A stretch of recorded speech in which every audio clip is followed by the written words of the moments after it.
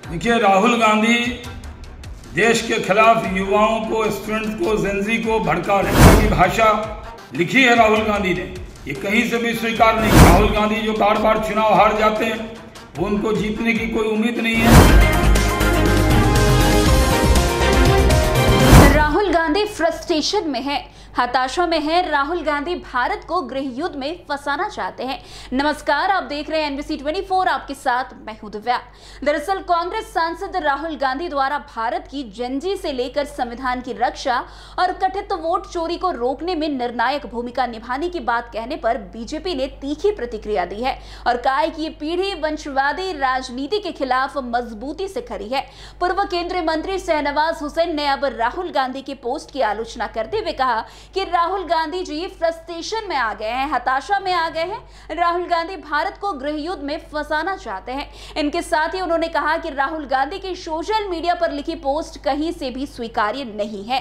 राहुल गांधी लगातार चुनाव में हार रहे हैं, तब अब युवाओं को भड़काने में लग गए हैं। वही हमारे प्रधानमंत्री नरेंद्र मोदी देश के विकास में लगे हुए हैं और सबका साथ सबका विकास के नारे के साथ आगे बढ़ रहे हैं। पहले आप खुद सुनिए आगे शाहनवाज हुसैन क्या कुछ कहते हुए नजर आ रहे हैं और कैसे उन्होंने राहुल गांधी पर तीखी आलोचना की है। देखिए, राहुल गांधी देश के खिलाफ युवाओं को, स्टूडेंट्स को, जेनजी को भड़का रहे हैं, उकसा रहे हैं।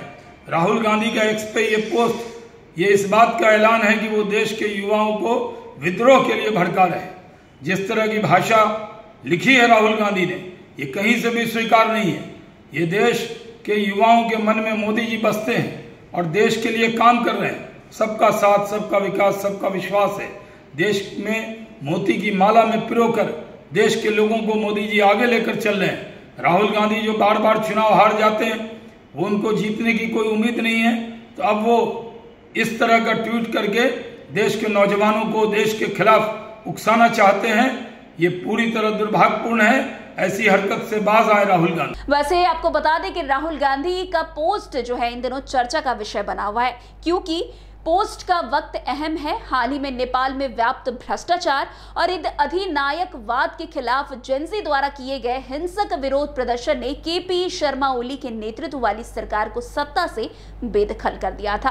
वैसे आपको बता दें कि वाद विवाद तब शुरू हुआ जब राहुल गांधी ने मतदाता धोखाधड़ी से जुड़ा अपना दूसरा प्रेजेंटेशन देश के सामने रखा। उन पर सत्ता पक्ष की तरफ से आरोप लगे। चुनाव आयोग ने भी उनके द्वारा प्रेजेंट किए गए फैक्ट को गलत कहा। राहुल गांधी ने देश के छात्रों और 2000 के दशक की शुरुआत में पैदा हुए जेनजी से लोकतंत्र की रक्षा करने की अपील की और कथित वोट चोरी के खिलाफ उनकी लड़ाई में उनके साथ खड़े रहने का संकल्प लिया।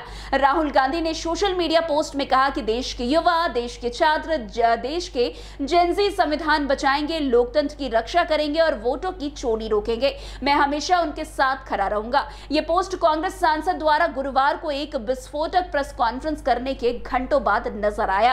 प्रेस कॉन्फ्रेंस में राहुल गांधी ने जो है सॉफ्टवेयर के इस्तेमाल से कर्नाटक और महाराष्ट्र में अवैध रूप से वोटरों के नाम हटाने और जोड़ने का भी बड़ा आरोप लगाया।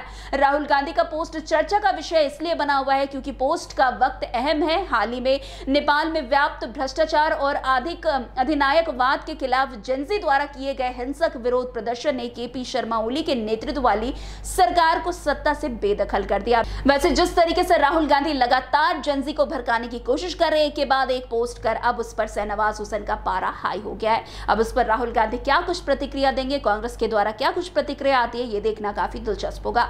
तो आज की इस खबर में बस इतना ही। अन्य खबरों में हमारे साथ ऐसे आगे बने रहें और देखते रहिए। तब तक के लिए NBC 24 धन्यवाद।